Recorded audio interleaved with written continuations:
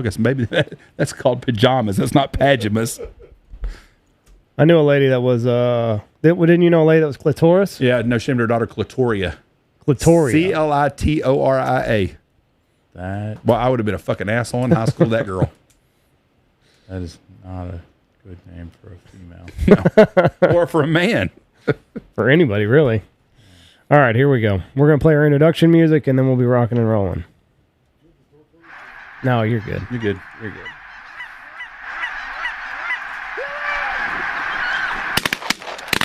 This is the Mexican guy you were telling me about, right?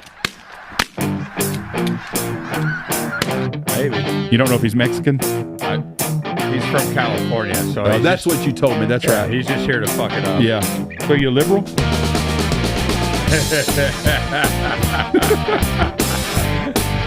Allegedly, he votes correctly. But I mean, I'm not in the sand, so I don't know. That's right. All right, here we go. Maybe he's a counterfeit 3, Californian. 2, 1. Boom, and welcome to the Big Honker Podcast, brought to you by Lucky Duck. I'm Jeff Stanfield with the world-famous Andy Shaver. That's right. We got royalty here today. Yes, with us today. It's a big week. Big week. Texas OU plays this weekend. Yep, and Mr. Oklahoma at one time, football player J.D. Quinn is here. I think royalty is a little overkill, but okay. Yeah, I'll roll with it. Roll with it. Were you a high school All-American? Yes. And you were out of what place in Texas? Garland High School. Garland High School, the Owls, right? Garland Isles. Yeah. Who was your coach then? At the time, it was Joe Martin. Who was the big coach there? Was it Homer Johnson? Was he there or something? Well, Homer Johnson was our athletic director. But he was the coach at Garland back in the heyday in the 60s and 70s, right? Correct. And then he was the athletic director, and then Joe Martin was the athletic director up until basically when I started to play. And then Jeff Jordan took over because Joe Martin became the coach at Allen High School. Okay. So he kind of, in the Garland way, we felt abandoned. I can see that. But he moved on to better opportunities, you know. So you were a high school All-American, and you got recruited by Barry Switzer? Was he there, or was somebody else there at that time? No, that was Bob Stoops. Bob Stoops was there when you were at Oklahoma. Correct. And, the quarterback was there. He was from Grand Prairie, wasn't he? Yes. So Rhett Bummer was also a quarterback. Yeah, and that's what I'm talking about. Wasn't he from Grand Prairie? Yeah. Okay, and he was an All-American also, right? Yep. And y'all went to Oklahoma and changed the world. We definitely had a very elite recruiting class. Yep. And a high-paid one, right? We were not, yeah, I mean, I got in trouble for getting paid, so yeah. This is what's fucked up about the whole thing. Like, now it's all legal. And Reggie Bush lost his Heisman. And, like, you saw they had a Netflix documentary on Johnny Manziel. Like, Johnny Manziel admitted to getting paid for playing. Johnny didn't lose his Heisman. So, like, why are we not going to give Reggie Bush back his? It's legal now. I don't have any say in the Heisman stuff. But. Well, let's talk Oklahoma. You're an All-American. You go, how much would you have made in today's dollars, you think, on an NIL? Because you were like the number one tackle in the country, right? Yes. I was the number one offensive lineman out of the state of Texas. And so that's big bucks. Out of 116 Division I schools, I got offers from 85. The only schools I didn't get offers from were from schools that I basically said, I'm not interested. So that kind of played out through, like, do you want to go to Michigan? No, I have no connection to Michigan. My dad played football at TCU. Like, I got no reason to go to Michigan. So, like, Michigan's like, okay, fine, we don't need to give you an offer. So it was like schools like that, but like Baylor, Texas Tech, A&M, all those. Like, I was originally going to probably go to A&M and play for R.C. Slocum, and then that didn't work out because he got fired. And then who came in after R.C. Slocum? Dennis Franchione. Franchione said he doesn't like small offensive linemen. Small? You were small? At the time, I was considered small, yeah. I was like 6'3", 325. Small. You know, he wanted hogs. He wanted like He was getting those 6'6", 6'7" guys. yeah. He wanted big boys. So whenever that all took place, I was like, okay, well because I have like multiple uncles that went to A&M, and I thought A&M would be a good fit for me at the time. But then, like I said, once the coaching change took place, which was funny because nowadays you hear all this like media attention about how these coaches can just like abandon a program. Yeah.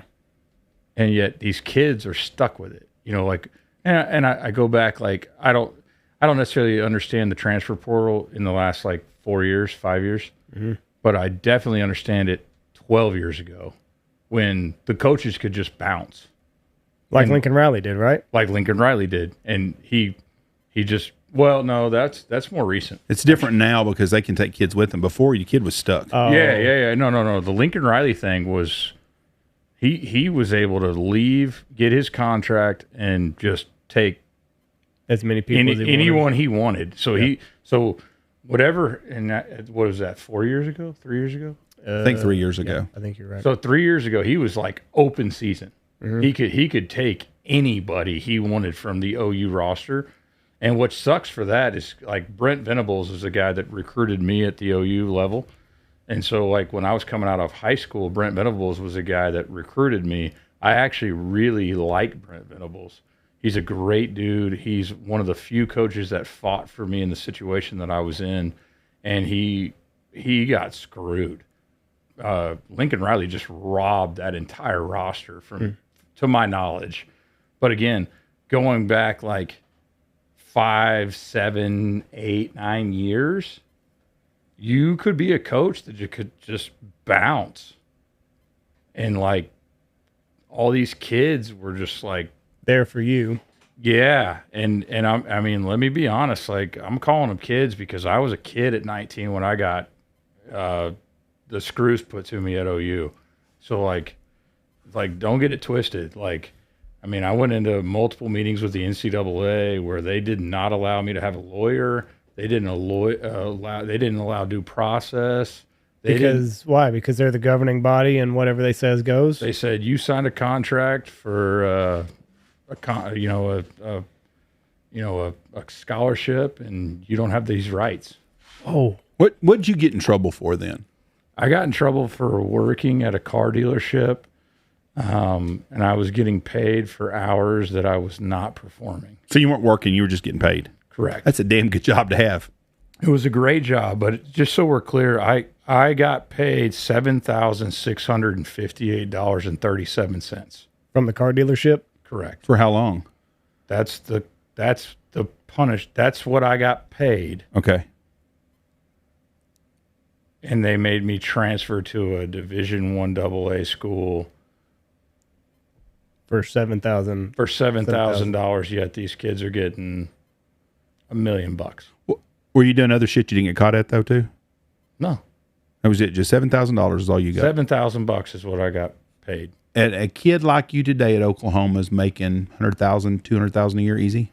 I'm pretty don't quote me on this. I don't know the answer because I'm not keeping up with it, but I believe their NIL rules, every single kid on the roster makes like $50,000 or something. At Oklahoma? I know the kids at SMU, all of them get $36,000 a year. Now, and they can make more than that. No, I don't know what the kids at OU are making, but I got basically exiled for $7,000. Right. Because the kids I know the kids at SMU are making, I think, $36,000. What are Tech kids making? They're making 24, aren't they? Jeff, we barely have a program at this point. Well, anyways, at Tech they're paying something too. All the schools do. But you take a kid like use a high school All-American. Somebody's going to pay more than $7,658 today. And the game hadn't changed. It's just the money's legal now. And the NCAA is as crooked as the UIL is in Texas. So I wouldn't disagree with any of that conversation because after I got done playing football, I got cut from the Dolphins in 2009. And I got into a couple different things, swimming pools in North Texas. And then I got into insurance for college athletic departments, and I dealt with college athletic departments all the time. And I looked at like what they were doing, and it's insane that they like it. They can sit here and generate all this revenue, and they don't. And I'm trying to think how to word this, but if you take away the female sports, Yeah. okay, because the female sports, like we can all be clear, Lose on money. that.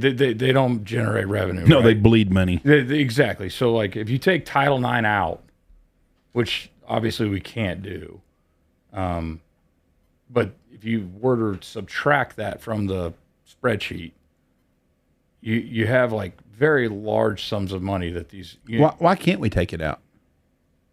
Other than being politically correct, why can't we take it out? If we're not being politically correct, I think that Title IX it's going to be the death of college athletics. Well, it would be if it wasn't for Division I football already. Yeah. So I mean, like, Watch it.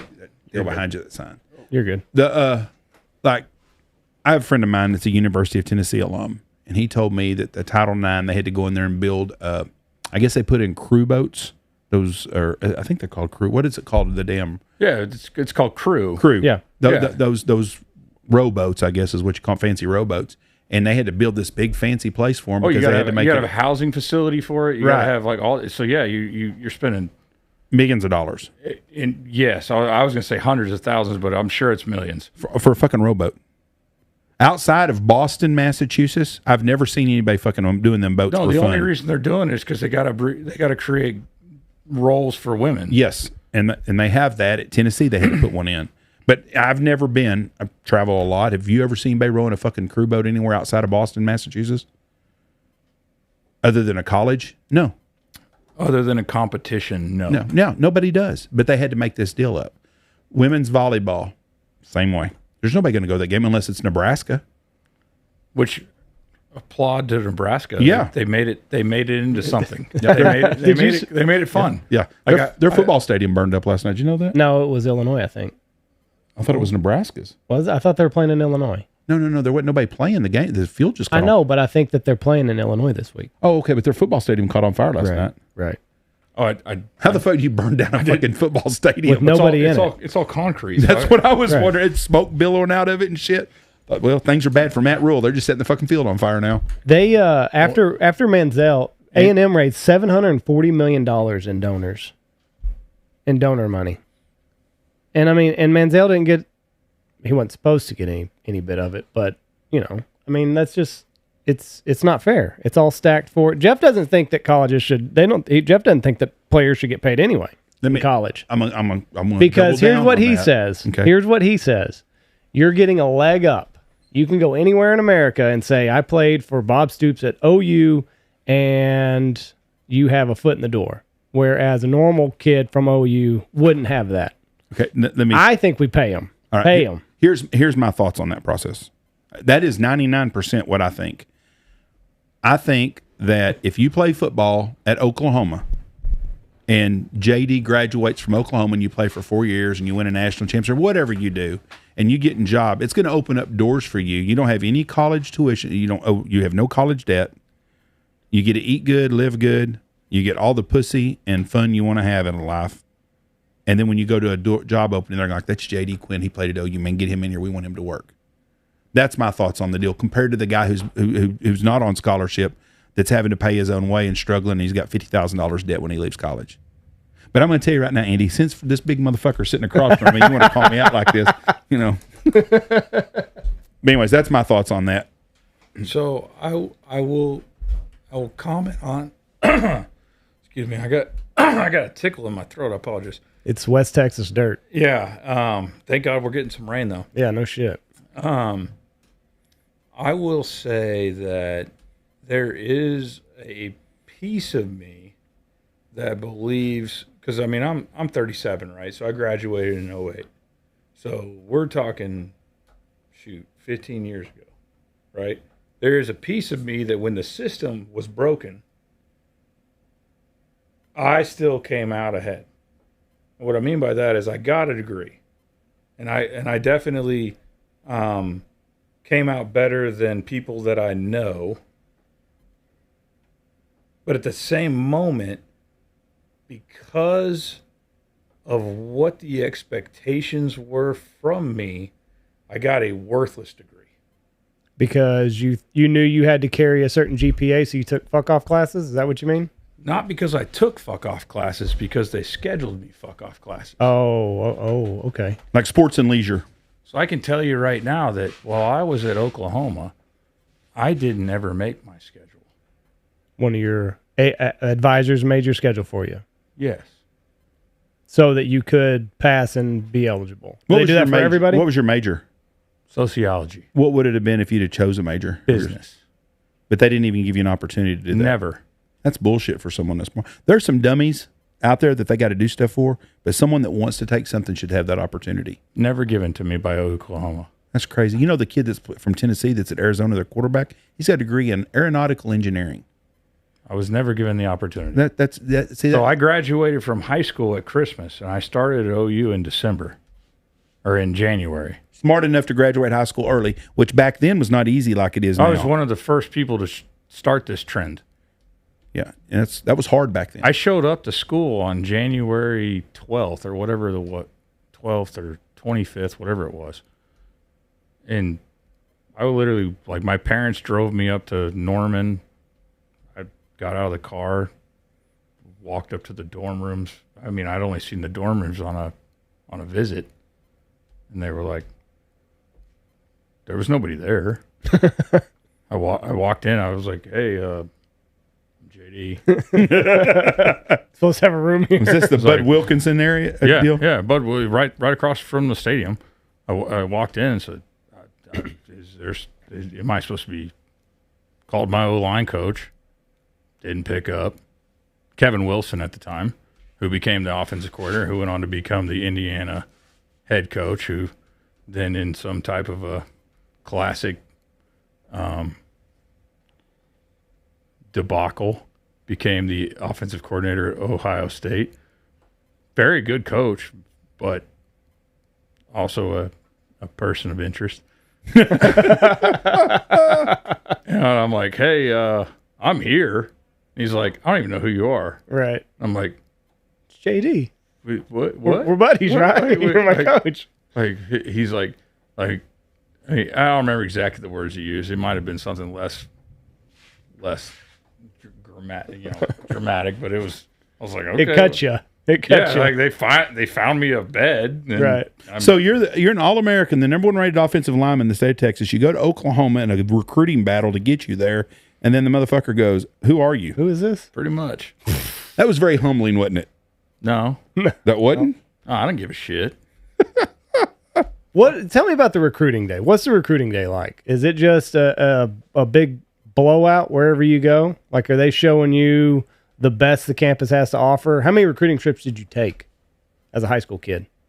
Fortunately, I come from a family that has some means, so I was able to go to like different junior days and different stuff like that. I wasn't like hard up for cash, so we could like, my dad played football at TCU. So my first offer was from TCU. So we went to the TCU junior day and did that, and they brought me in, and my dad was with me, and he was they were like, hey, we want to like they asked me like, do you have any other offers? And we said no. And they said, well, we want to make sure we're very clear, like, we want to be your first offer, that you have a full ride scholarship at TCU. And so my dad and I were driving back from Fort Worth to Garland, where we live. And he definitely like stopped on the on-ramp and just like had a little bit of cry, because in his world, TCU. he was very like, emotional day. and there was multiple reasons behind it, because obviously it was his alma mater. It's where my mom went to. And then also just the idea of like, at the time, we're talking about a $250,000 scholarship. I mean, Yep. it's not joking matter of money. I mean, right. those are legitimate words. Now, with that said, by the time we got home on Sunday, by Wednesday, I had 15 more offers. And is your dad like, fuck, here it comes? Yeah, like Iowa State came in, Texas came in, Oklahoma came, or excuse me, not Texas, but Oklahoma came in, Oklahoma State came in. Like, it was just like, boom. It's like once one person offered, they were all like, oh crap, we got to get in front of this. Right. So, because there's this iconic picture of Gronk on his recruiting day. He went to OSU, hung over as fuck. Didn't he go to school at Arizona? He did, but I mean, he took the trip to Ohio State. Ohio State. Is that what it's like? Like the next day? Like, is it a big party the night before? So what you're talking about probably here is probably what you call it. The visit. You call an official visit. Yeah. So because, like I said, because my family had some money, we could afford to travel to Arkansas, travel to A&M, do junior days, do things like that where we could put ourselves up in our own hotel. Like this stuff was not covered by the university at the time. Nowadays, I think it is. Nowadays, it's like game on. Like, but your parents were parenting is all they were doing. Yeah, they were like my like I would go to like an overnight camp at Texas Tech where I'd stay in the dorms with 200 other kids that were also there for football camp. And then my dad would just get a hotel and stay down the street. Right. So he'd drive me out there. I'd stay with the kids, do football camp, and then he'd take me home the next day. So a lot of kids can't do that. So it's like we were fortunate enough to have the ability. So very quickly, like in the recruiting process, when I was like a sophomore, junior, this is when I met Rhett Bomar. I met Adrian Peterson. I met all the big name talent out of the DFW market because we were going to the same camps. Was AD in your same class? Yes. Okay. Well, what a recruiting class. Woo. Oh, it was huge. So like I remember my recruiting weekend at OU when we took all of us took our official visits. There was like 16 of us. Damn. And it was like the only one that didn't go to OU out of that visit was the dude that went to LSU, the giant offensive lineman. He went to LSU. He was out of Louisiana. I forget his name. But he's the only, every one of us, because we were sitting there at the table like looking at each other like, hey, if we all, I know you from the SMU camp, and I know you from this camp, and I know you from this, like if we all got together and went to the same school, we got a shot. It would be pretty problematic for everybody else because none of us were wanting to go to USC or. Why not? Why don't you want to go to USC? It's Hollywood. You got beautiful women. Fuck that. It's California. It's California back in fucking 2008. I think for me it was like, I didn't know about California. Right. Like I'm from Garland. Yeah. Like I only knew what I knew. You know what I mean? Like my dad's from LaGrange, Texas. My mom's from Cedar Rapids, Iowa. They got together at TCU. Like they didn't have any like crazy. We didn't do vacations that were like we'd go down. Like they had a timeshare where we would get like a week at a condo in Tyler, Texas.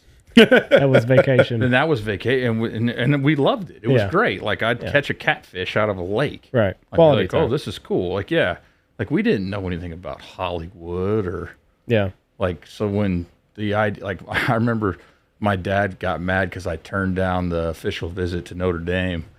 He's like, "Why'd you do that?" You gotta go to Notre Dame. Like looking back, because the official visits are totally different than the junior camps. Right. The official visits, they fly your parents, they fly you, they fly everybody in.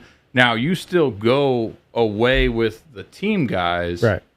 But your parents are put up, and they get to like they're recruiting mom and dad just like they are you, no doubt. So tell me about the official visit. Did you go on any official visits? Which ones did you go to? Yeah, so I did official visits to OU, A&M. And is it just girls and booze at these things? That's what I'm getting at. Were the Crimson and Cream chicks the hottest chicks of all the colleges you went to? No. Whose was? Houston's. Houston? No. Well, I would have never thought that shit. Seriously? No. Well, let's just say that They're more fun at Houston, is what he's saying. let's just say Art Briles had a different perspective.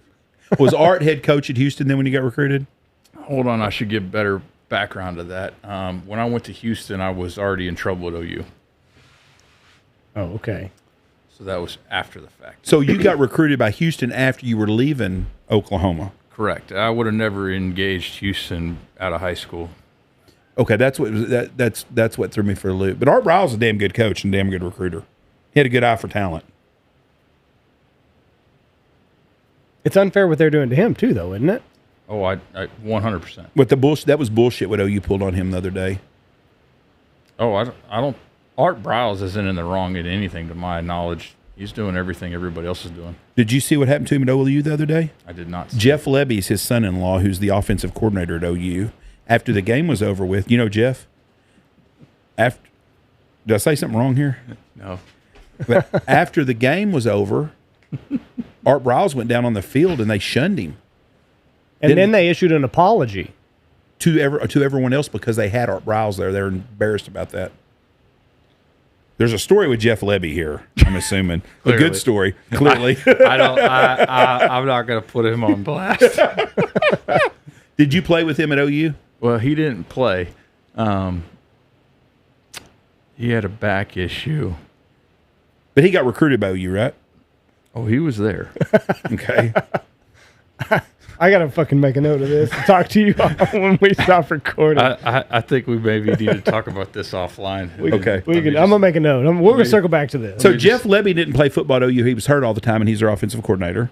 Lincoln Riley never played at Tech because he couldn't make the team, and they turned him into a coach. So, all right, go ahead now. Just getting this all right. That all seems to be accurate. Yeah. So but they're fucking Art Briles is what we were getting at earlier. I think Art Briles got a bad rap sheet from Baylor.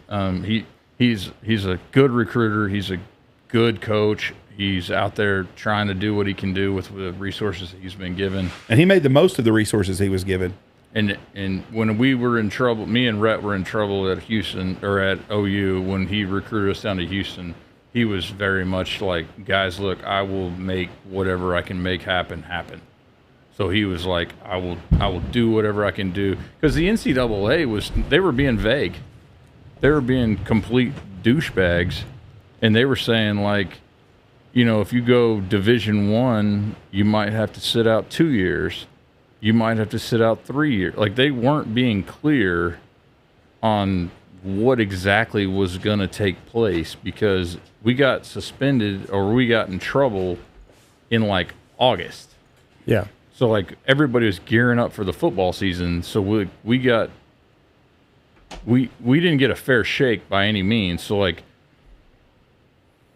Art Briles is probably one of the only Division I coaches that truly recruited us because they were like, we don't know if you can play. Right. Like you guys are both ready to play, like, right now, but we don't even know if we can play you. So even after I transferred to Montana, every week I was going into my SID's office and she was having to freaking phone it in and say, can JD play this week? Can JD, and that every week, like, we don't have a ruling. So then like they would fly up there and ask me a bunch of questions about Bob Stoops and everybody else. Mm-hmm. And then I'd be like, I'm not going to talk to y'all. So you got in trouble for taking payments for a job. That was it. That's it. How did they prove that you weren't going to work? What happened there? They had pay stubs. And they just, like, checked to see if you were at work one day, and they're like, oh, JD's not here. I guess. I don't know. The car dealership had employed a bunch of OU football players over the years, though, hadn't they? A whole bunch. Yeah, that's what I was thinking. That's where Brian Bosworth worked also, wasn't it? I don't know the answer to that. I think he did. I know he worked at General Motors because he wrote in his book about he used to go in there and unscrew. He'd take screws and put them inside the dashboards so it would rattle when someone bought a new car and they'd drive fucking people nuts. I thought, what a fucking asshole, but I think that's pretty funny. That's in his book, The Boss. He talks about working at OU at GM. But he's like 20 years older. No, a lot older, but he worked and did. But I thought that was pretty funny. No, I mean, like, I don't know how much I can really say here. You can say whatever you want to. Say whatever you want. Well, I'm sure you'd love for me to say whatever I want. Statute limitations is up on everything. Oh, I'm sure. I mean, it's not like I found the job on my own. Yeah, they're not gonna. It's not like they're gonna come and make you not play football no more. That's true. No, those days are over. Yeah, no, it's there was more of us working there than anybody wants to admit, and the reason that we probably got in trouble was because there was too many of us, and they didn't want to ruin the entire team. They just wanted to ruin a couple of us. How do you think that they picked you? Like, oh, JD's expendable. Like, I'll find another tackle. Like, why were you the guy? How many people, when all this came out, how many people got suspended? 3. You, Rhett, and who else? Some walk on. Were you the ringleader of all this? No. Were you the smartest one of them, though? Yes. Yeah. But I wasn't the ringleader. Merv Johnson was the ringleader. Merv Johnson. Did he go somewhere else after Oklahoma? Okay. He wasn't a player. Oh, he wasn't? No, he was the guy putting it all together then. Okay. So he'd be like, hey, JD, Bomer, I got y'all jobs at the car dealership. Go down and see so-and-so. Right. Can you tell us about the golf course, the golf games? Have I told you about those already? Well, yeah, that's I know. There were some good golf games. Can you talk about it? Well, I don't know. You're not going to get nobody in trouble. Oh. Here's the thing: is like, what's going to happen now? Nothing. They've already Oklahoma's been in trouble now. They're not in trouble no more. No, I mean the golf games were there were more added benefits, I guess you'd say, like Getting paid. We would get paid to play, and then we would gamble as well. So it was like kind of Were you a good golfer? It was good enough to beat those saps. Who was the guy they weren't to pay big money to golf with? Adrian or with Red? No, it's Bomar. Bomer. No, I'd bring Bomar. So you'd get the money and he'd get just a cut. Bomar got his fair share. Don't get it twisted. Fair share? Yeah, no, I wasn't a dick. I didn't say he's a dick. Well, I mean, you and Andy trying to box me in on here about stuff. No, I mean, but you was the one that got it together. Bomar was a really great guy. Don't get it twisted.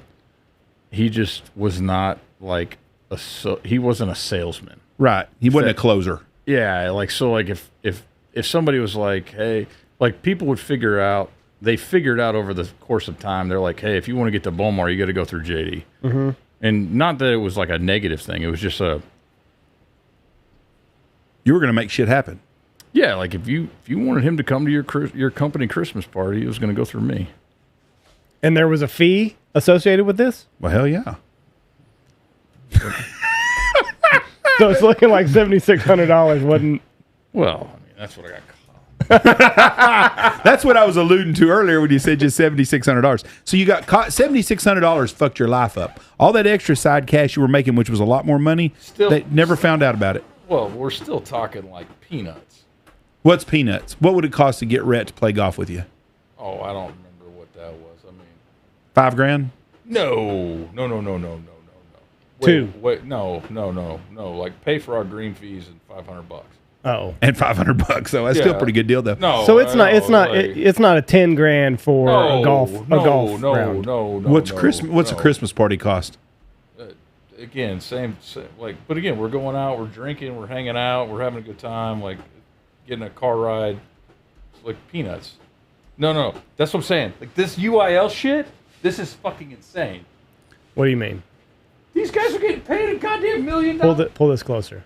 These guys are getting paid $1 million to go fucking goof off with each other. Multi-millions of dollars. Multi-millions of dollars. No, we were getting paid peanuts. Caleb Williams, quarterback at USC, has already said, I'll make more playing my senior year at USC than I will on a rookie deal. In the history of football, there's never been a time where the guy that's going to be the number one recruit says, I think I may go back to college.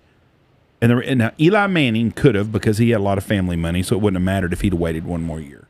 But Caleb Williams, I don't know his family's background, but I don't think they've got enough money to pass up $15 million. But he's going to be making $20 million at USC. Like the running back for Texas, he passed up on like $9 million and to come out and Bijan Robinson. Yeah. I read an article said they already had $9 million teed up for him to come back. And he was a first-round pick, right? So he's going to get a 3-year deal. It's going to be about $27 million. Running back, he's a fool because he should have stayed one because them NFL, them second contracts for running backs, that position, really, if you're a left tackle and you're good, go to the fucking NFL because you're going to make $30 million a year. But if you're a fucking running back. Well, that's changed in the last year.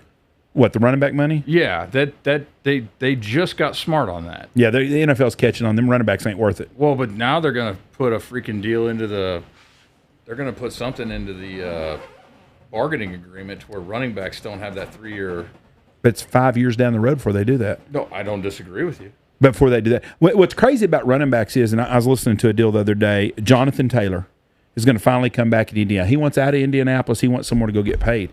And someone said, if Indianapolis cut him today, who would sign him and who would give him $10 million a year? Nobody. Nobody's paying him $10 million a year. He's a fucking running back. Dalvin Cook was damn good, and he got $5 million. And that's probably the money that Jonathan Taylor's going to get. Nobody wants to pay that money. But if you're a left tackle and you get that money, you're going to get a $25 million contract. But you can also understand if you're a running back wanting to get paid, though, right? I understand why they want to get paid. We just saw Nick Chubb get his fucking leg broke almost in half, it looked like. There's a market for everything. We also say Aaron Rodgers blow his Achilles out. People get hurt every day. It's football. But the reason that they're paying the left tackle is because the only person that makes money for the shield is the quarterback. That's right. Right. So, I mean, let's call a spade a spade. Like my wife and I are trying to have kids. My kids, I'm not going to push to play football. Not at all? Not at all. Because of what? Because there's no value in it. In football? Zero. Unless you're a star. In the opportunity, the level of, I went the distance. Didn't make it. Didn't make it. Didn't make it. I tried. Wasn't tall enough, wasn't big enough, wasn't strong enough. Didn't make it. My kids are going to get degrees in engineering, medical, lawyers. You want them to do something and not rely on. They're not going to waste their time shooting their shot into stupid shit. What if they want to, though? Then I will support that. Yes, that's what it should be. Yeah, if they want to do ballet, they're going to be supported to be the best ballerina dancer in the world. That's what it should be. As a parent, you should. But I promise you, my kids won't play tackle football until junior high, until high school. Till high school. Period. Arch Manning did that. That's what they did. And my girls won't play contact sports. Period. Because they're girls. Because they're girls, and they don't need to subject themselves to that. Like, none of this shit I went through will I put my kids through. But if they want to, what are you going to do then? They will do it on my scale. After high school, after this, after that. They will not be allowed. And when a parent in my town of Frisco, Texas says, well, you're not going to let your kid play tackle football in middle school? I'm going to go, no, I'm not. And when they say something dumb, I'm going to be like, you're the idiot. It ain't me.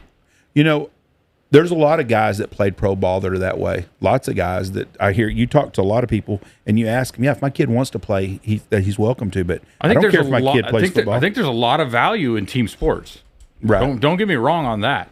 But there is zero value in tackle football before you're ninth grade. I don't have. I can't argue that with you at all because there's not a valid argument for it. There's zero value. I mean, because first, the number one reason why there's no value in it, because the coaching is piss poor. There's no good. Right. There's no good coaches in freshman level football. There's a lot to say to that too. So I got a lot of friends that are freshman level coaches because you know why? They're baseball coaches. They're baseball coaches, and they coach freshman level football because they're not football coaches. They don't give a shit about those kids. I mean, do they want them to, like, be hydrated and not get hurt? Sure. Totally. They don't, like, I'm not saying they, like, wish ill upon a child, but I'm just saying they're not minded in the game of football. They don't give a shit. So, like, my kids will not play middle school or like these stupid Facebook videos where you see these guys just doing tackle drills with 7th graders. Never will my child be a part of that. Not doing the Oklahoma drill? Never. Even in high school, if I see my high school coach do that, I'll be up their ass. They say it does. I mean, they said like with the rise of CTE, like the Oklahoma drill and a lot of that stuff will be a thing of the past. We've too much longer. Me and Andy know a guy who's got a kid that's in probably 5th or 4th grade. They travel all over to play football. This kid has the gene pool to never, ever play football at a level past junior high, probably at all. They spend all this money, they're doing this and they're doing that. That kid is peeking out when he's little, and he'll never have a chance. But it's like someone. Shame on them. Yeah, Shame on them. It would be like me. Shame on them. Being built like me and thinking, you know what? Or my dad coming in and saying, you know what? You could be the next Shaquille O'Neal. No, you can't. No, you can't. It's just that's the way it is. You know what you can be though? A doctor. You can be a doctor. You can do whatever. And you can be a lawyer. Yeah. You can be an engineer. You can be somebody that's worth something. But banging your head into somebody else, like I said, I've gone the distance on it. It didn't pay off for me. The reality is not what everybody wants to be, and it's the same with travel baseball. You know the funniest thing about travel baseball is there's a kid in the ghettos in Baltimore that's an athlete that's going to play football or baseball maybe in high school, and he's going to get a chance to go to the minors. He's a raw athlete, and he's got a chance to play in the pros.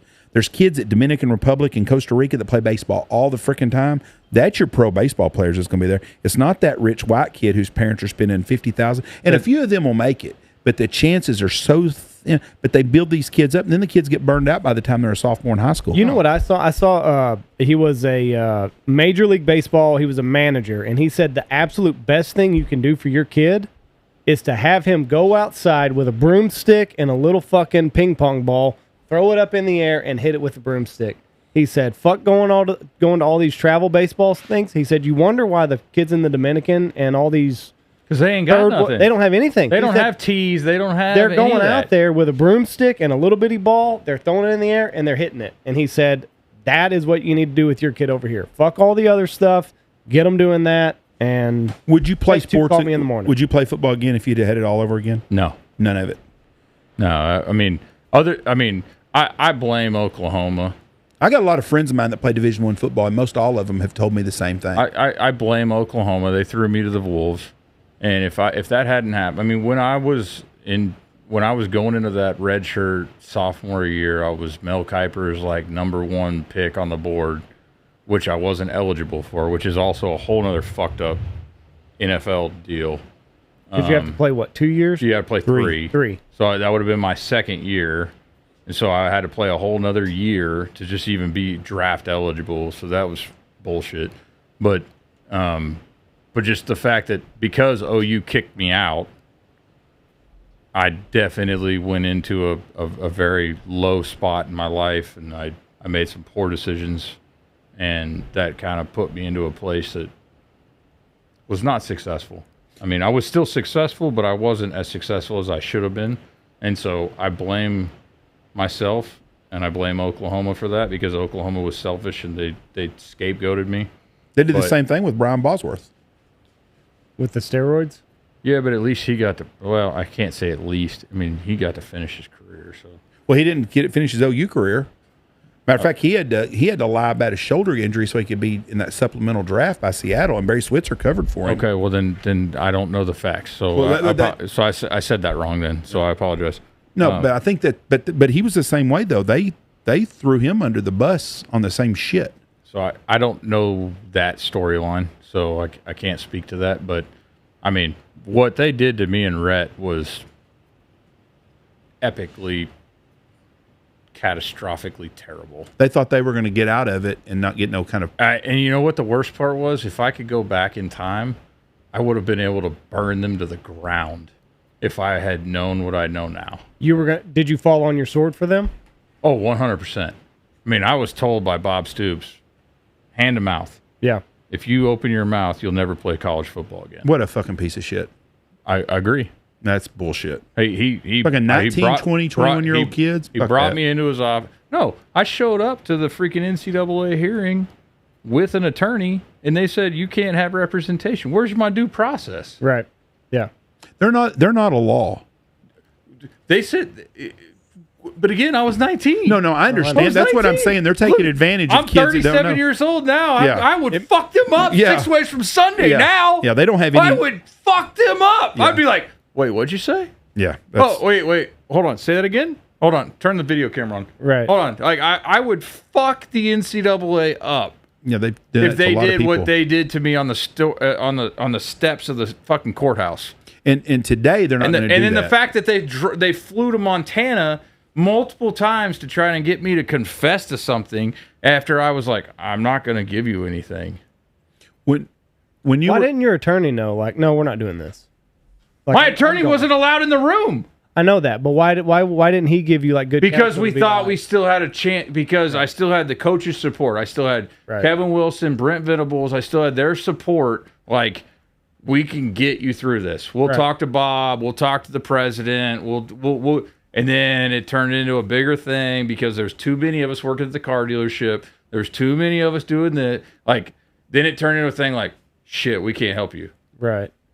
And all of a sudden I was like, wait, what? Wait a second. You like, said wait, you could. wait, what?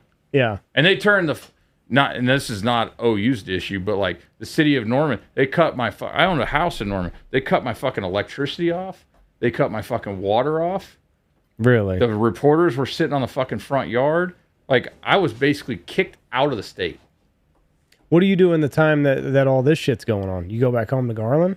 Fuck no, I was getting recruited by everybody else. Oh, so everybody wants JD. This is when Houston called. This is when SFA calls. This is when, like, Joe Glenn from Wyoming calls me and says, hey, would you come to Wyoming? I go, well, I don't know where I can go. The NCAA is not giving me any information. They won't tell me what I can and can't play. They won't tell me a goddamn thing. Mm-hmm. So you went to Division II because Division I schools could not sign you because they. So you would have got to go. You had to be able to cherry pick wherever you wanted. I had a full ride to LSU, and they were like, "We'll even pay for you to just play your senior year, but you got to sit out for 2.5 years." Yeah, that's a bullshit deal. But the NCAA wouldn't answer the question. Right. I've never understood where they get their power at other than the money deal. Guess what? They're about to fucking lose their goddamn power. Let me tell you exactly how that's fucking going to go down. So the Big 12, or excuse me, the Big 10 and the SEC is about to take the fuck over. And they're going to go, hey, we don't need you. We're not going to give you $100 million a year. You're complete fucktards. All right, we don't need you. You can run these little fucking podunk conferences if you choose to with all these women's sports. And that's exactly what's going to happen. I agree. And I used to sell insurance to college athletic departments, and I talked to different athletic departments where they were literally like, shit, the NCAA is about to get fucking burned to the ground. Yeah. The only reason the NCAA is going to exist any longer is for women's sports. Yeah. And guess what? That's only going to last for about 5 or 7 years. Nobody gives a shit about girl sports. Period. That's exactly. Unless you're an Iowa basketball or a Nebraska volleyball or nothing. Nope. Nobody gives a fuck about that either. They like the Nebraska volleyball thing is a great coup. Love it. Totally eat it up. Love it. Love 6-foot white chicks that can jump. Fucking love it. Okay, let's call a spade a spade. If you were to take away that promotional shit, nobody would give a damn about Nebraska volleyball. What if they did a video like the Iowa volleyball girls did? No, it was Wisconsin. Was it Wisconsin? Did you see that? I didn't see that. Oh, you didn't see that? Oh. Evidently, whenever you win a big game in volleyball, you go into the locker room and fucking flash your tits to everybody, and they take pictures. And their pictures all leaked of them all naked. Okay, well, that would be great. It was. Good-looking women. That would. Those are beautiful women. But, yeah. I mean, they're younger than me, but it is what it is. But my point is, nobody gives a shit about girls' athletics. Title IX is the detriment to college athletics. What Title IX is going to cause the failure of college athletics, because these big programs cannot funnel enough money to support. With the way these systems have gotten into a place where the ACC is now supporting Stanford and these West Coast schools, like the girls volleyball team cannot support that. No. Like, what do you think then on the same lines as this? College basketball for men. Because most of those college baseball, most of those schools, if it wasn't for football, they wouldn't have college baseball or basketball. Because during the COVID years, remember, they were going to shut down the NCAA for fall. The NFL was going to play, and the NCAA wasn't going to play football. And those athletic directors said, listen, if we don't play sports this year and have football season, we won't have anything else. We'll be broke. We'll have to file bankruptcy. Every college will athletically. They don't have enough money. You'd lose them football contracts. You don't play football and stuff. But all that money also pays for them the spring sports for guys. How many baseball teams in college right now actually make a profit? 0. Yep, that's right. 0. Yep. And No, that's beside the point. The point is there's so don't quote me on these numbers, but to my knowledge, I believe, using the University of Texas or the University of Oklahoma, they have an annual operating budget of like $350 million. 150 to 200 million of that comes from football and men's basketball. probably 150 of the 200 million comes from men's football. Agreed. There's not much coming in from basketball. No, agreed. Because when they do the realignment in college sports, like they're trying to get conferences, nobody's going after fucking Kansas. Nobody. Agreed. And Kansas is a basketball school. Agreed. Duke's the same way. So you have a $300 or $300 million budget. $200 million of it's funded. $100 million of it comes from the university. It's just that simple. So 2/3 of it comes from the football program, basically. 2/3 comes from football and men's basketball, whatever you want to call it. Right. And girls basketball might make $2 million.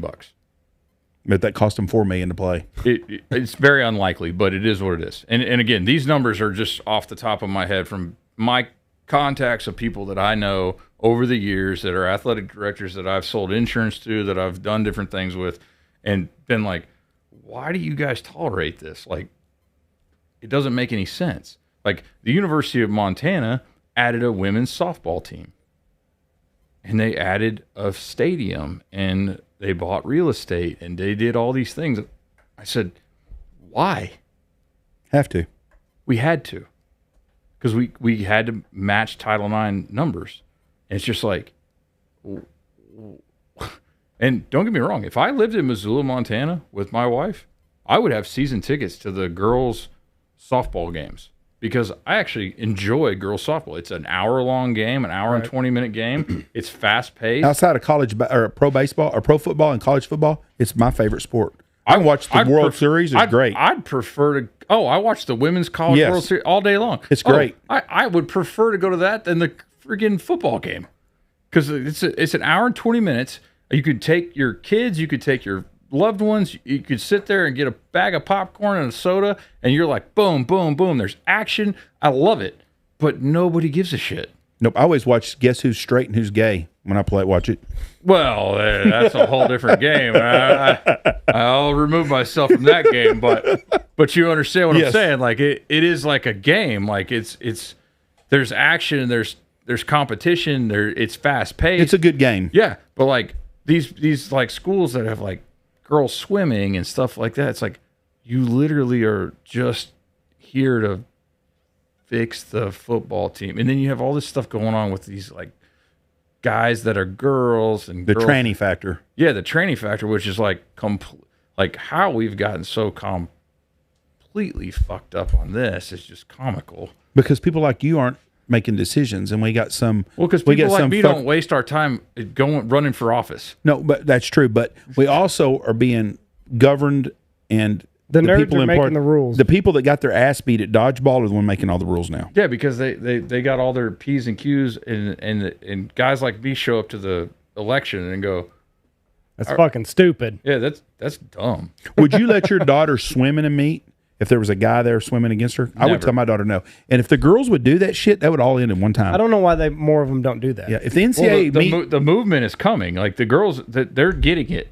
Like I based upon my social media, they're getting it. Riley Gaines has been Riley good for Gaines the girls. is the bomb. Yes, she is just tearing it up. Yep, I love it. I hope she never puts the microphone down. But if all them girls would come up and they all get on the get set, go and said, "Fuck it, we ain't swimming. Let the guy with the anchor swim by himself." If that'd be the end of it. If I have a daughter, which right now I just hope to have a child, let alone a boy or a girl. But if I have a daughter and she has to compete against a boy, a biological boy, that'll be 100% not happening. Yeah, it's a bullshit deal. Like I don't care if I'm like, wait, what? Y'all agreed to it. Y'all, no, I don't care. My daughter's not participating. Your event is over. Right. Like it will never happen. But where are the women's rights groups at on this? Because you would think they're the ones watching these men beat women. They're and not they don't do women's nothing. rights groups because they're not involved with the women. No. Because they're ruining women's sports is what they're doing. So it's comical. It doesn't add up. No, we're at a place in America that I never thought we would be, and nobody would ever think about that. I think I found some numbers, and this is just for, okay, so we'll kind of go through this together. 190 million. There's football. They made a profit. The University of Texas made a profit of almost $100 million on football. Men's basketball made a profit of $8 million. Baseball, they lost $100,000, not terrible. They lost almost $1 million on golf. And rowing for women, they lost $1.7 million. Soccer for women, $1.5 million. Softball, they lost $1 million. 1.1. They lost. You put fucking swimming and diving together, they lost $3 million on that. I mean, shit. Go to Minnesota. Right. Go to Minnesota. Yeah. Minnesota. I'll try to find them. Minnesota has more sports. Minnesota has more sports than any other school in the country. But that's just I mean, you're saying, right. Texas is losing $1 million at every female sport. Yeah. And men's sports other than basketball and football. Even they lost 100,000 in baseball. Their golf lost $1 million fucking bucks. You're down all them $2 guys million they've put track. on the PGA Tour. You think some of them fuckers would chip in a little bit? Well, but you know what? Guess what? Nobody gives a shit because guess who graduated from Texas? All the big stars? No, the golfer. No, that's what I'm saying. All the big golf stars are from Texas. Well, but who's the big ones? Spieth. Oh yeah, I do, and Deschamps or whatever. I don't know much. But Texas has 3 or 4 guys playing on the tour that are very competitive and good. But that's what I'm saying. So you can tolerate $1 million loss when you got people putting out big ass numbers that will wear a fucking Longhorn hat once in a while. Nobody gives a shit about a girl swimsuit. No. How about WNBA? If it was not for the NBA, there wouldn't even be a WNBA. And those women up there are so fucking stupid. Now they're wanting charter planes for them. Fuck you, do something that makes a profit. Just cancel the whole goddamn league. Exactly. But if it wasn't for the NBA subsidizing them, there wouldn't even be a WNBA. Which here's the deal. I'm fine with that. If the NBA is willing to say, hey, we're gonna subsidize $55 million a year so that the girls can have a WNBA. Great. Because here's the deal. They're making plenty of damn money. They're not getting none of my money. I don't go to NBA games. You couldn't pay me to go to NBA games. Here's the University of Minnesota. We got men's football. We got basketball. Everything else is a loss for the guys' side. And then for the women, there's nothing that turns a profit. Not a fucking thing. Matter of fact, I wish women's basketball. Did you search that thinking that there was going to be a different fucking result? I was hoping. No, there's no different result. I'm telling you, Title IX is the death of fucking college sports. Fucking, they lost. They thought it was going to be like, oh, okay, cool. No, it's going to be the fucking death. We literally are just losing our ass on women's sports. You know whose fault it is? It's women's. Women make up over 50% of our country, but they don't even want to watch that shit on TV. They don't, because if women watched tilt the numbers. Yeah, if women watched it, then motherfuckers wouldn't be broke. But they don't watch the shit either. My wife won't even watch fucking men's sports. Yeah, but I mean, women do not follow women's sports either. No, nobody. No. I don't. I couldn't tell you other than the fucking girl that took the weed to Russia. Oh, Brittany Griner. That's the only girl. You're using girl pretty loose there. I think she's got an Adam's apple in the penis. No, she definitely has a fucking set of nuts. Yeah. But, like, she's the only chick that I can tell you is a women's athlete. I can't tell you a track star. I can't. And honestly, track would probably be the only one I'd fucking want to watch. Yeah, with the suits. No, because they're... You pervert. Get away. You're not above me, JD. I know why you're watching track. Okay, I'm gonna hit pause on that one because I actually don't give a shit about that. But yeah, like women's sports, like basketball. I can't even think of another sport. I do think the basketball girls game is a more pure game like it used to be without all the traveling and all that other shit. But I'm not watching any of it because it doesn't interest me because I don't want to watch basketball anyways. When they can't make an 8-footer. Yeah, I didn't enjoy basketball in the first place. I mean, let's be clear. I've dated a lot of women that can't even cook a chicken. So I mean, fuck, if they can make an 8-footer, Jesus Christ. I mean, let's go back to OU for a minute. So you was in the recruiting class with Adrian Peterson. Go back. Circle back.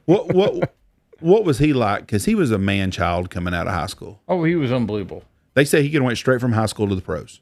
Yeah, yeah. He would run backwards while we were running sprints and talk shit. That good athlete. Yeah, he was comical. And his dad, if from what I know, is his dad was in prison, right? Yep. And that was part of the recruiting process to get him not to go to Texas. Was what they guaranteed they'd fix it where his dad could watch every one of his games. I don't know the answer. You don't know if that's true? Yeah, that is the deal. Because Coach O has. I'll pull up a video. I am not privy to that information. I don't know that.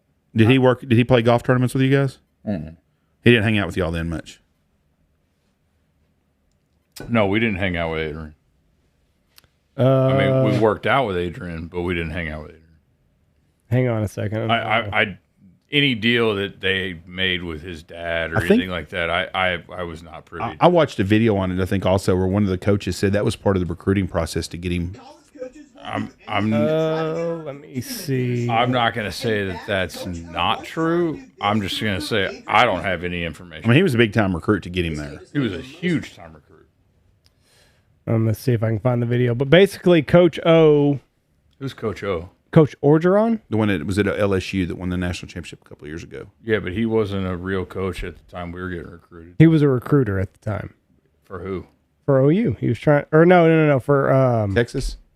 He might have been USC. He was trying to get Adrian Peterson. I'm trying to find the fucking video right now. Yeah, no, Just give me a second. I do know that there were some promises made to, like, hey, if you stay around Texas, Oklahoma, like, your dad will be able to watch you.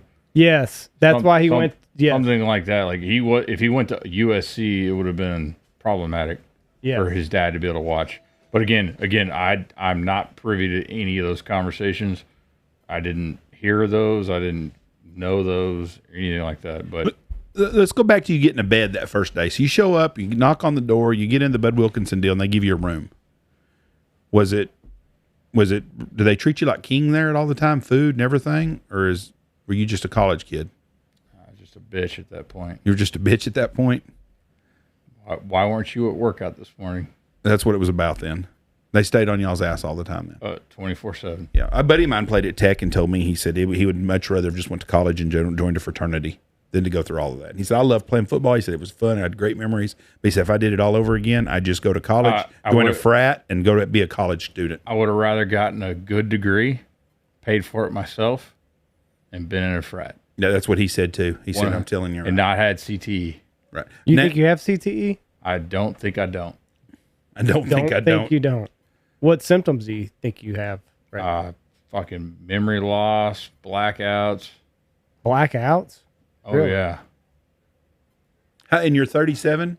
Yeah. That's when it starts really getting to for the guys. Is there anything that they can do now? I mean, we're 10 years into kind of researching this. Is there anything that can... Allegedly, the only thing you can do is once you're dead, you donate your body, which I've already signed it up for. You have? You know, Junior Seau, that's what they said after he committed. But he shot himself. Yeah, he fucked up the whole brain situation there for himself. She shot himself in the heart. You can't shoot yourself in the fucking head. No, and get much out of that. There was another football player that died that committed suicide recently, and they said he was ate up with it. I can't remember who it was. They do. Can't they? Is there anything like brain scans or anything that they can do to see if there's any part of the brain that's not firing like it should? Apparently, again, you're asking me the wrong question. I'm not a doctor, but apparently, yeah, they gotta like crack your skull before they can see the swelling and stuff like that. I think Antonio Brown, that's what his problem is. Well, they've said like even high school kids, like it's up to almost 30 or 40% of like kids that played high school football have some case of CTE. Which is why my kids won't play high school football. What's amazing, though, is this is just something new in the last 30 years that we're dealing with. All those guys that played back in the day in the 50s and 60s that did Oklahoma drills from high school days on with the little fucking plastic Rydell helmet that wasn't worth a shit. You would have thought that there'd be a lot more of it then, but for some reason there's not that we know of. And I wonder why. Well, you realize that football won't exist in 50 more years. You don't think so? And I think it will, but I think it will be a different game. They're already trying to make it safer, and they've got some new helmet stuff coming out, but it's not getting the youth It'll like exist. it used to. It'll exist in the pro level because that's billionaires playing fantasy football, but in the school level, it won't. You don't think high schools and stuff will have it in 50 years? So how will there be like anybody to choose from at that level? We'll figure it out. They'll figure it out. Okay, here's Coach O. I just found him. Broke your heart. Is there one that stands out? Oh, Adrian Peterson. Man, I love Adrian. Oklahoma offered a better package. This is a true story. We go down to see Adrian, me and Pete, and his mother ran track, and I think it was at Houston. Wonderful lady. And Adrian and I had a great relationship. He loved Pete Carroll, but I felt like he and I were very tight. One time he says, Coach, went to this school, he says, Coach, I want you to follow me. I couldn't drive with him. We went 30 miles. I said, I didn't know where we're going. We stopped at this little country store, and he bought a gingerbread cookie. I couldn't buy it for him for supper. And then we went to a basketball game. And we sat in the gym, and I said, what are we doing? He said, you see that guard right there? I got to play him next week. Coach come to scout him. How about that? Then I said, well, Adrian, what is the key to getting you here at USC? He says, Coach, well, Bob Stoops, my dad is incarcerated. Bob Stoops won't see him. Well, me and Pete Carroll tried to go get him. And to go see him, they wouldn't let us in. But Adrian said, Coach, my dad is be able to watch my games where he's at. Well, if I go to Oklahoma, I tried to get the guy transferred to Los Angeles. Wait, you tried to get Adrian's dad? Yeah. Okay, I've heard this story before. He tried to get his dad transferred Transferred from Texas prison to Los to Angeles. California somewhere so that he could watch his son play to get him. But that's the lengths that they'll go to get this Oh, 18-year-old kid. Oh, 100%. Recruiters, the sleaziest people that you've dealt with?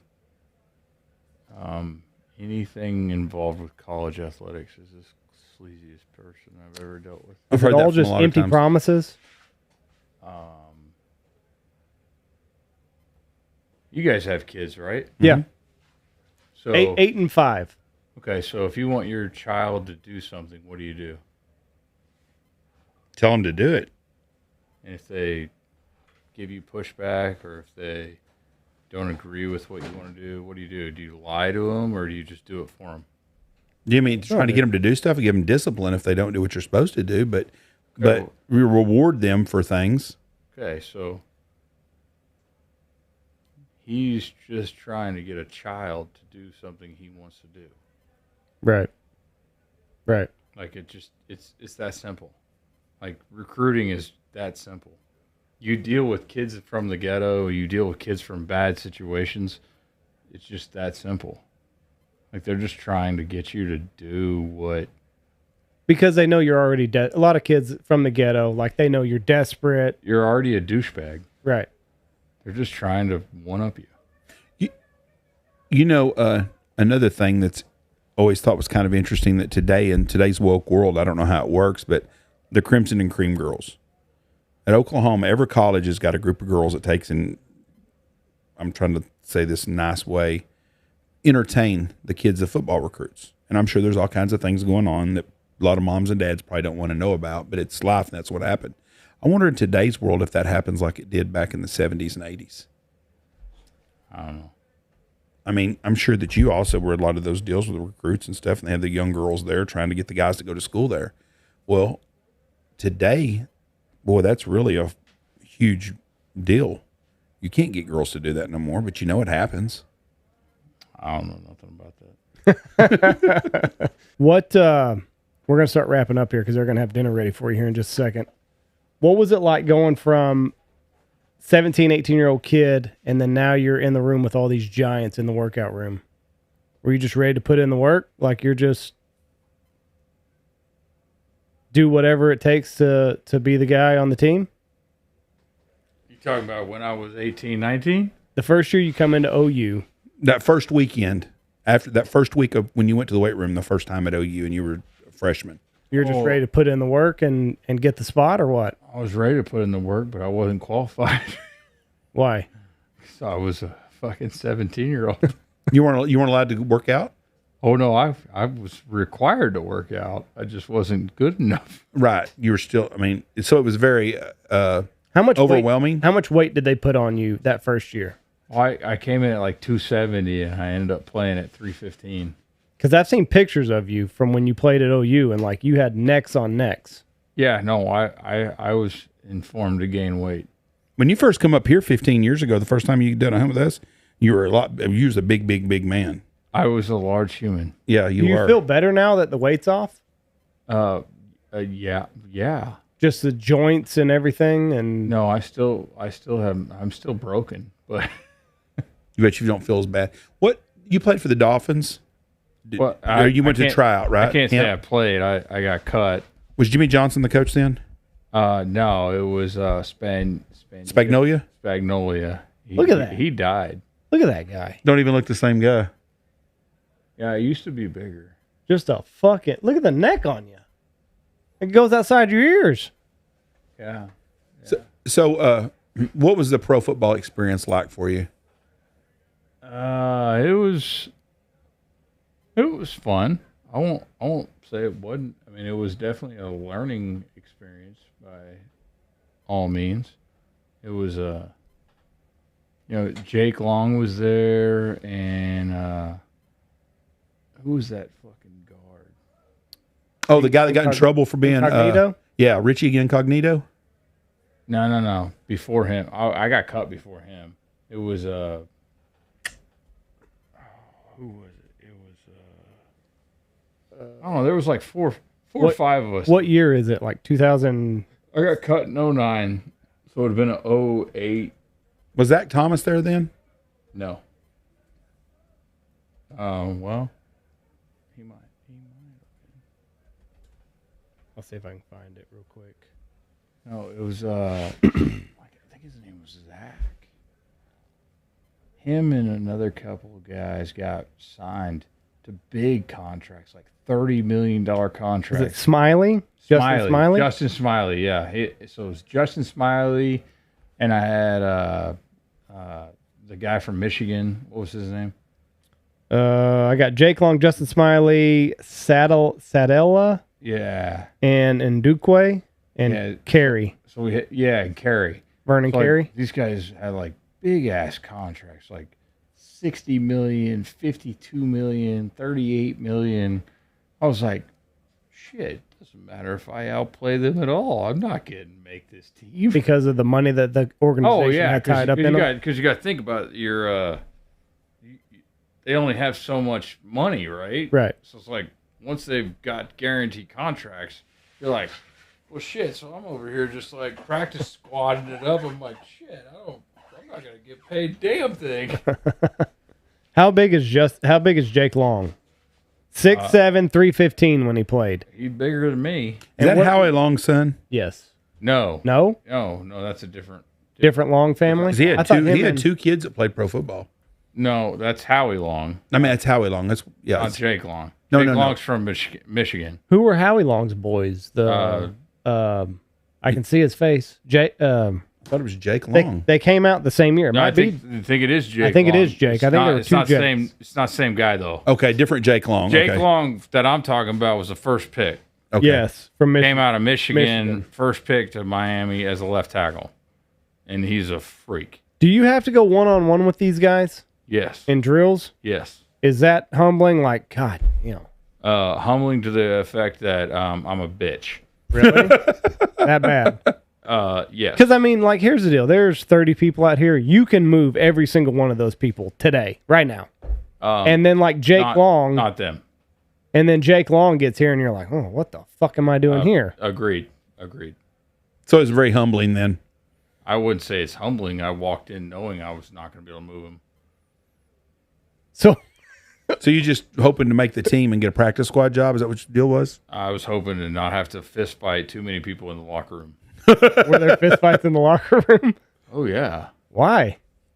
Trying to make a paycheck. Have you ever seen grown men trying to make a paycheck? They just fight in the locker room?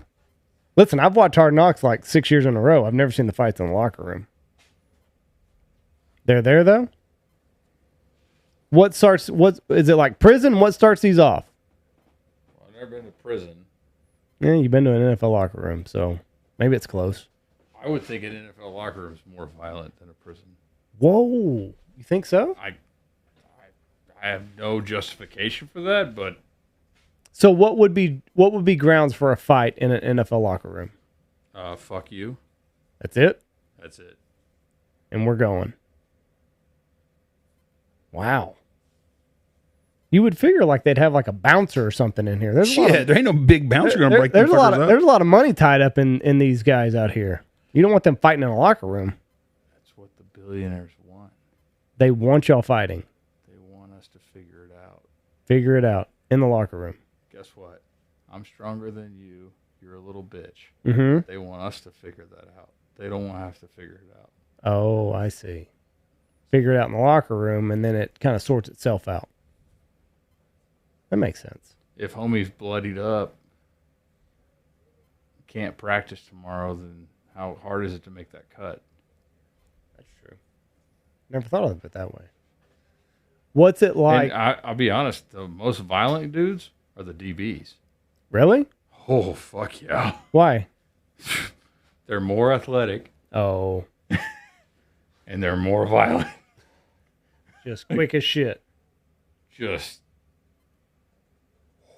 you go. Oh shit. I got hit 4 times, and I don't even know what happened. 4. More than that? Try 40. Oh, Jesus. What are the quarterbacks doing when all this is going on? Just sitting Oh, back and no. Playing just golf. counting their money? Nobody touches a quarterback. Never? I gotta piss. Go ahead. What time is it? 7:20. Let me see what time dinner is. We might be just about done. They might be ready for dinner Whatever. for us. But nobody touches a quarterback. Ever. Not even in the locker room. Quarterback would have to start it. And the quarterback's not going to. He's No, a he's pussy. not gonna start it. He's a pussy. You kidding me? He's a pussy. He's not a pussy. He just knows his value. No, he's a pussy. Well, call it what it is. I agree. I don't. Yeah. Oh, I gotta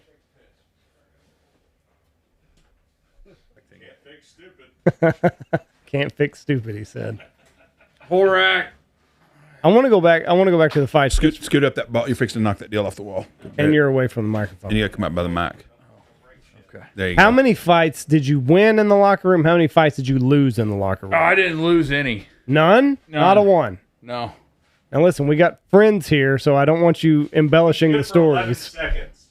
13. Well, that's my new rule. What? 13 seconds. 13 seconds. I don't understand. I can be the most violent person you've ever met in your life for 13 seconds. Oh, now that I agree with. And after the 14th second, you can beat me up.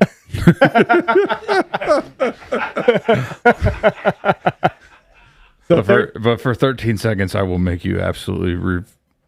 You will go back on everything inside of your entire existence and go, "What the fuck did I just get into?" Yeah.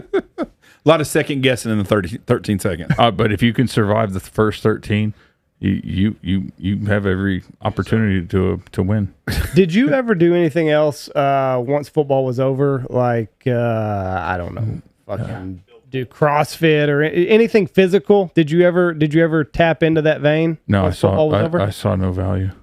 Nothing. No, I'm just fat. I'd like to chime in here, though. What's that? He's good at cycling. You do cycling now? So Brad did go cycling with me one time, Yeah, I did. and he got He's embarrassed. a monster. My wife was like, "Holy shit, you know this guy?" So you're a cycler? Sure. Well, my wife cycles, so You cycle with her. You're being a supportive husband. so yeah. When I go cycling, I wear sweatpants and a sweatshirt and a hoodie, and 100 degrees. so In the house? in the cycling studio. Oh, right. So so I talked him into going with me one day, And my wife and his wife went in the class before us, and then me and him went in the class after. She goes, "Oh, you're the sweaty sweatshirt guy?" and he doesn't make it through the whole class. No, I got off the bike and said, "Fuck this." He has to lay on the floor. And I'm like, and I'm just sweating my ass off. He's like, "What the fuck is wrong with you?" I go, if I'm gonna work out, I'm committed to the workout. Okay, I don't know what to tell you. Like, I can not work out. Totally agree. Okay with that. You're fine with not working I'm out. fine with that. But once you say, like, "Hey, you got to go work out," I'm like, okay. But that's what I'm asking. Like, how do you just flip that switch off? Like, football's over and it's just like, okay, we're just good with doing this. Like, you've done this your whole life. Well, shit, I'm 37 now. I haven't done. Yeah, but I anything mean, my you whole can fucking life yet. Yeah, but you can still like Well, working out and being. I still promise you that if you want to go fucking toe to toe on a goddamn goal line fucking stance, I'll fuck anybody up.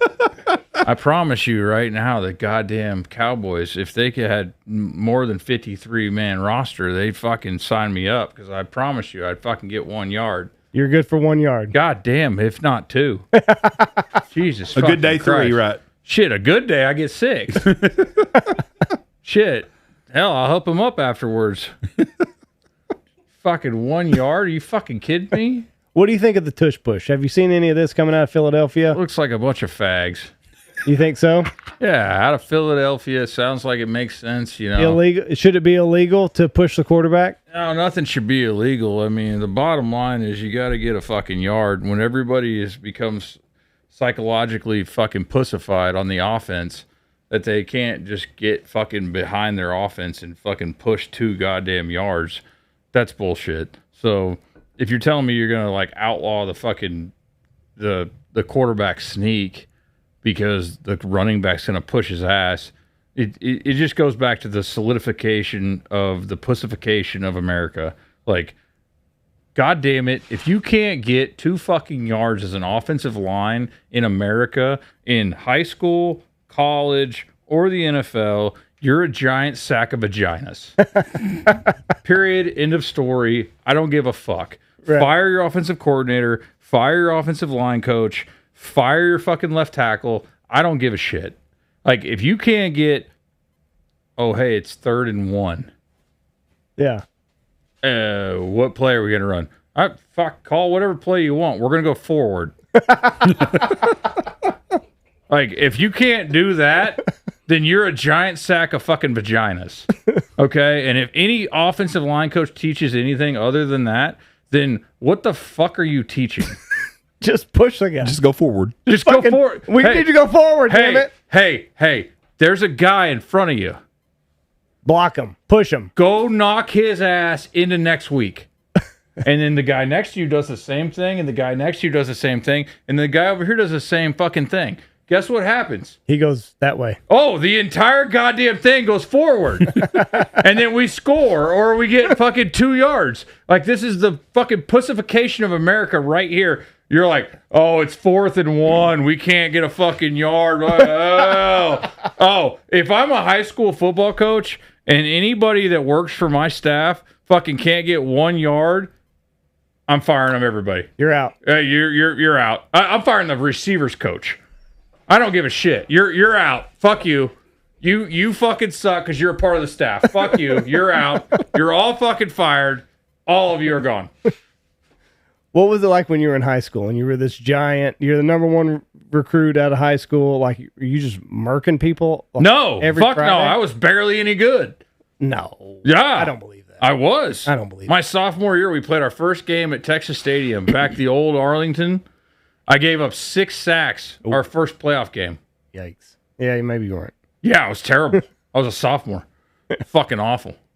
My junior year, didn't give up any sacks. My senior year, I gave up no sacks. I actually got +1.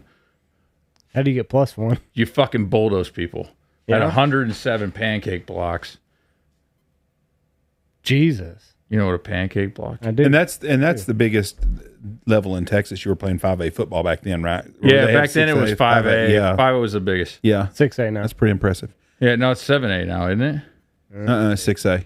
6. But they broke into 2 divisions. Fuck, there's 15 different fucking state championships every year. Right, bunch of pussies. Yep. Bunch of fucking motherfuckers that think that they can fucking not get a yard. Yep.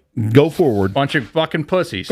What happened to the running back that could actually jump over the line that's behind him too? How You don't come see that shit. How come you got me drunk and now you got me on a podcast? I didn't get you drunk. You got yourself drunk. yeah, we did ask you a podcast. We asked you to do a podcast. We did not get you Yeah. drunk. I think your cycling buddy is the one that got you drunk. Yeah. All right, let's go eat supper. Thank you, JD. Thank you for being on here, bud. We appreciate it. Thank y'all for listening to us. God bless y'all. Peace. Thanks, JD. Oh, man. You're good. Boys and girls, go check out all of our sponsors. Go check out Dirty Duck Coffee, Dive Bomb Industries, Pacific Calls, Boss Shot Shells, MLR Graphics, Shin Gear, Looking Glass Podcast, Ducks Unlimited, Lucky Duck, Mossberg, Double T British Kennels, Alpha Outdoors, Specialties, Hemp Hill Farms, and Stanfield Outfitters.